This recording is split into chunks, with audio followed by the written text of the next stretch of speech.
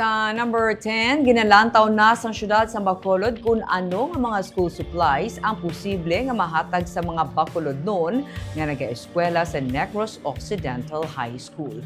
Ginsiling ni Bacolod City Mayor Greg Sataya, gina-finalize na lang sa syudad sa karon ang tanan ng mga dokumento agud mahatagan sa nagakaigo nga budget ang paghatag sa nga school supplies sa amo nga eskwelahan. Ginahulat pa sa syudad ang kinamuon sa mga Bacolod noon nga naga-eskwela sa NOHS bangod tubtub pa sa katapusan sang bulan ang late enrollment period. Hindi man mahatagan sang syudad sang PE uniforms ang mga estudyante sang NOHS kangay sa mga nahatag sini sa iban nga high schools sa syudad.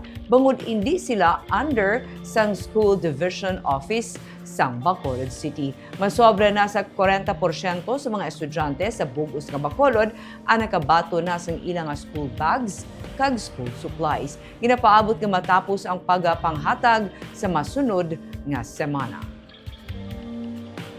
Students from Bacolod who are enrolled sa NOHS. Just to answer the clamor of the students since way back, gidugay na gidning panawagan sa mga estudyante or even sa mga Bacolod noon nga nag-eskwela sa NOHS. So it's good man we're able to